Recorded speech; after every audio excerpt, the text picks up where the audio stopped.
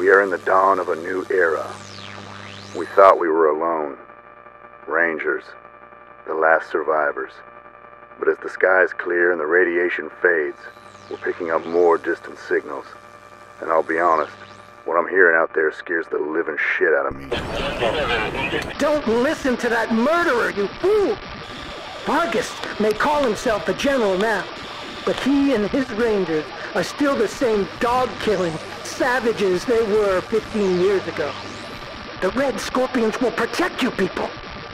The Rangers are no good, lying Let our muzzle flash be the light in the darkness, brothers and sisters. Our shining blades are the beacon that leads sinners to salvation. Some call us murderers or lunatics, but we are an army. God's army. Put on earth to wipe the slate clean. Can I get an amen, brothers and sisters?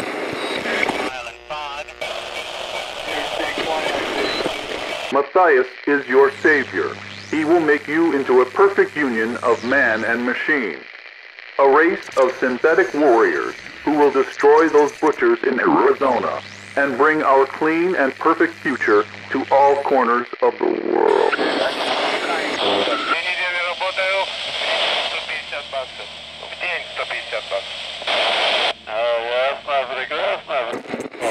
We must remain vigilant, Rangers. We must look to our borders and beyond, because the enemy is coming, whether we're ready for them or not. Ranger Citadel, this is Ag Center. Come in. We're under attack. It's the plants. Please come in. Ag Center, this is Citadel Base. Please state your situation. Over. Oh, thank God. Please, please hurry. The plants are attacking. They're killing us. Oh, God. The door. They're breaking down the fucking door. Ranger Team Echo 1, we have a distress call from the Ag Center. They're reporting unusual plant activity with casualties. Time to earn your pay, cupcakes. Hello Wasteland 2 backers. My name is Chris Keenan. I'm the producer here at In Exile. This is our first early gameplay video and we're pretty happy to show off our progress so far. So before we get too far into the Agricultural Center, I'll explain some of the major UI elements. On the upper left you'll see the party list, which is led by my 2-year-old son.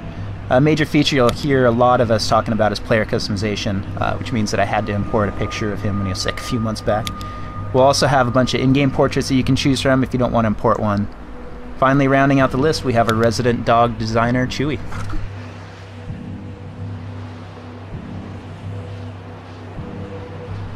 So early on, we promised customizable UI. You can drag each one of the modules around the screen to change its size or orientation by unlocking it. On the lower left, we have the action bar. You'll find a lot of the general gameplay buttons here, your equipped weapon, action point indicators, and combat. The middle is a skill bar. There's over 30 skills in the game, and you can put your 6 most used per character in each one of these slots. And this one is the text window, which we use very heavily to keep the same narrative feel of the original Wasteland. Definitely keep an eye on it throughout the demo.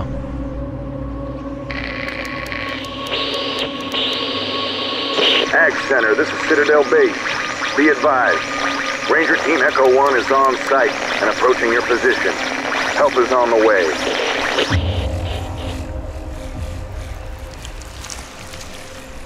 Now we're coming across some enemies for combat. By selecting the icon for perception, you can do a skill check on the enemies and have a possibility of seeing some additional enemy information as well as their perception cone. So if you cross paths with that perception cone with any of the Rangers, it starts combat. Right now we're going to spread out the Rangers, get ready for the first encounter, and here it goes.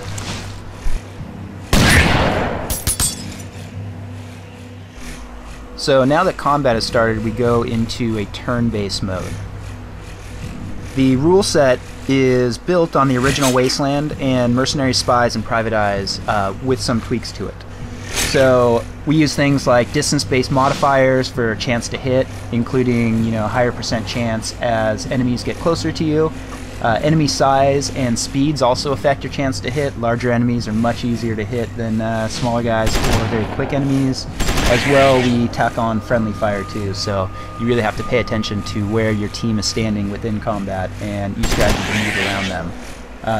Another thing that we're doing is making sure that sounds are also alerting enemies. So if you fire a shot somewhere outside of the range of enemies, they don't care. If you're close to them, then they might actually go to alert the sound and see if they can figure out who shot it.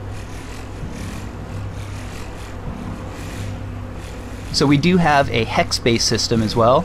You can see here that one of the player customization options is we default it off, but if you want to play with the hex grid on, you are more than welcome to do so. How you spec your attributes during character creation changes each one of these characters pretty drastically. Our backers helped us come up with the classic system, which is coordination, luck, awareness, strength, speed, intelligence, and charisma. Coordination in combat gives you additional action points, basically meaning that you're more efficient with each of your actions. Awareness increases your initiative, generally gives you a few more turns in any one combat encounter. Strength gives you a higher maximum constitution and melee damage. Constitution is our version of hit points. And speed will increase your movement in combat. So between the trade-offs of where you put the points in each one of those different attributes can give you a pretty vastly different character for combat. As you might have noticed by now, we're using a two-stage fog of war system. The first layer is areas that you haven't yet explored, and the second one is what you have explored but is just outside of your current perception radius. And now we're going to show an ambush maneuver. You can select multiple rangers and have them fire on an enemy at once to start combat. You don't have to select just a single type.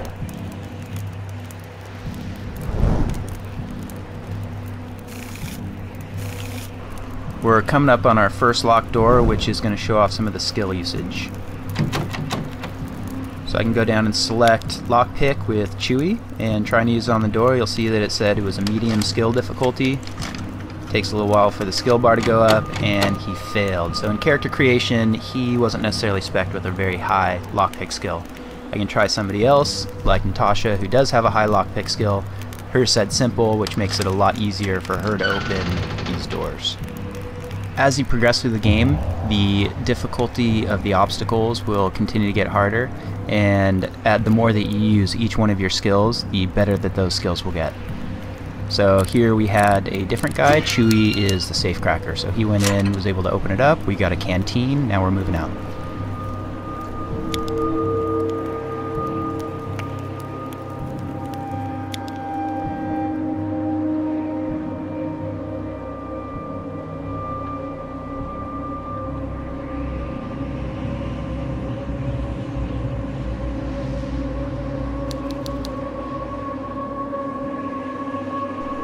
So I told you earlier to keep an eye on the description text window, and one reason for that is that a lot of times we will give you clues as you go through the game for things that you can do within the world.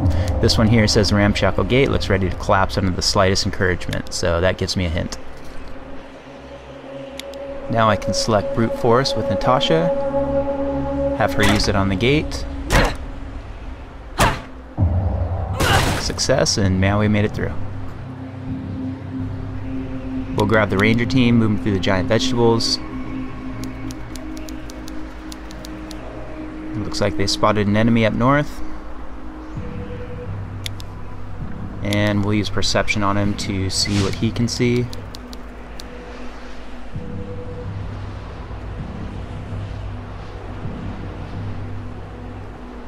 So this looks like a good opportunity to take somebody, bring him around to a cover point, and see if we can flank him from behind with the other team.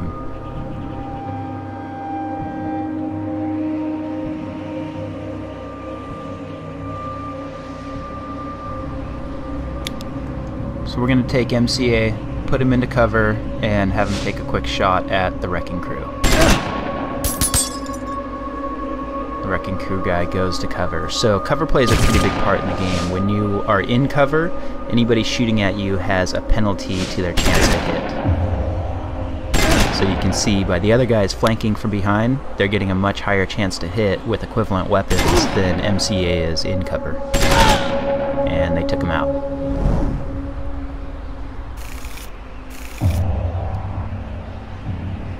We'll get the team back together, move on towards the huge central building, which is the entrance to the agricultural center.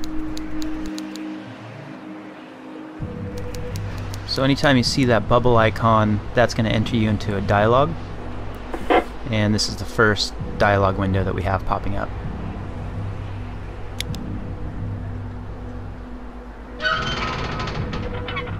Looks like she let us in. The Ranger's going to make their way into the central complex. After we enter our fake level load, because we haven't implemented it yet, we end up in our first interior. Now the Rangers are introduced to Kathy Lawson. Both Kathy Lawson and Matt Forrestal were some of our first $1,000 backers. In fact, Matt was the very first one that we had. This also gives a good glimpse of the keyword system that we're using. So on the left-hand side you have your local keywords, and those are ones that Kathy specifically cares about. As you go through the conversation, you will branch into different keywords, or you might close off some other ones, and the ones that you keep will go into the regional keyword section. Also big keywords like missions or anything that is a large item within the world will show up in the regional keyword section.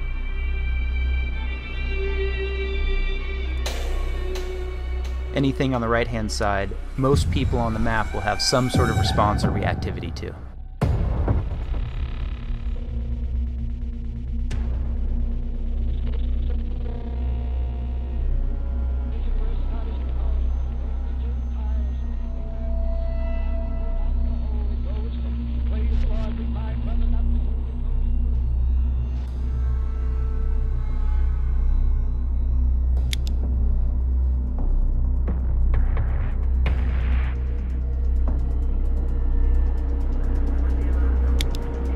Kathy here is essentially giving the Rangers their first mission to do inside the agricultural center.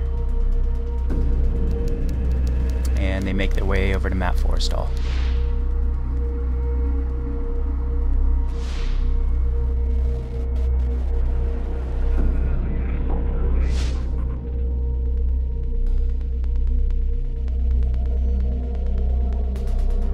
One big advantage we have with this game is that we've already said we're not going to do a ton of voiceover work on it. So being that it's text-based, we can do pass after pass of reactivity going through there. So we can make sure that people are responding to specific items that you're wearing, to, you know, male or female in the party, to your charisma level, your strength level, all kinds of different variables. As well, we said that we were going to have the ability to type in specific keywords that aren't shown in either of the lists on the side. So here you saw him talk about Vargas. Anybody that played the original game remembers Snake Vargas, and sure enough he has a line to say about that.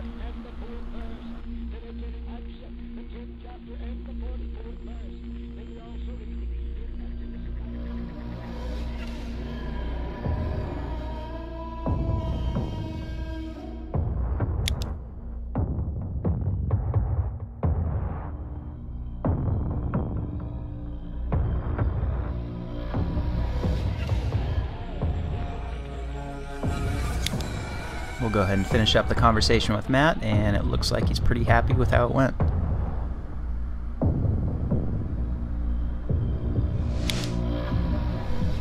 So tying back into the narrative approach that we're taking, we want to make sure that most of the items in the world had some sort of description to them that gave you more information about the world. So you'll see that the player chose perception, looked around, anything that highlighted is something that has some sort of descriptive text to it, if you pass the skill check.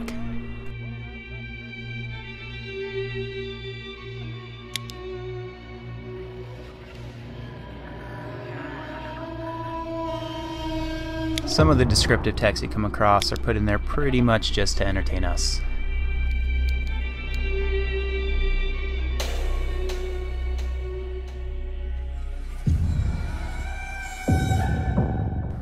When we originally started the project, we thought we were going to leave a static isometric camera, and the main reason for that was due to the art production. We didn't know if we were going to have enough time to be able to prop out all corners of the world, and our artists so far have done a fantastic job with help from the community, so we are able to actually move the camera around and allow you to control the direction of the camera.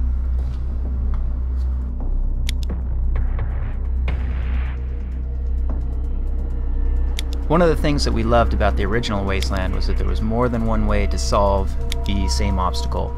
You could use strength on a door to break it down, you can use an RPG to blow it up, you could use demolitions on the door, you could pick it, and we want to make sure that we're keeping the same thing for this game. So lockpick isn't going to be the solution for every single door that you find. This one here, brute force works, later on maybe demolitions work.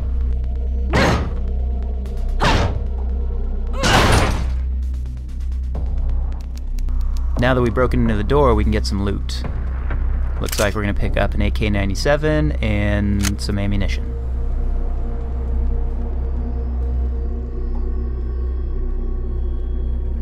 Now we'll grab the rest of the team and continue exploring the halls of the Agricultural Center.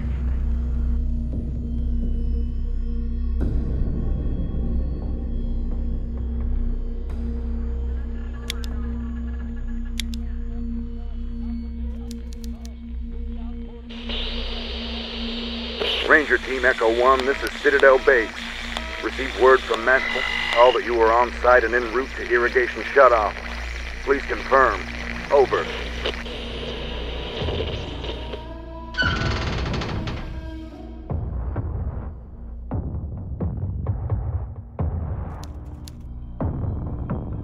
Here's a door that the Rangers probably should be using alarm disarm on, and when they don't, bad shit happens.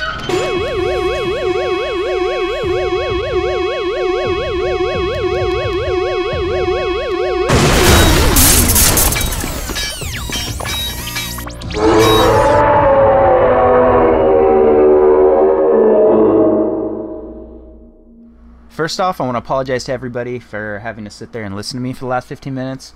And second, everybody in Exile wants to thank each and every one of you that helped pledge for the game. We really hope that you're happy with where your money's gone. Team could not be more excited to be making this game. I think we're on a pretty good track, and we hope you think so too. Thanks for watching.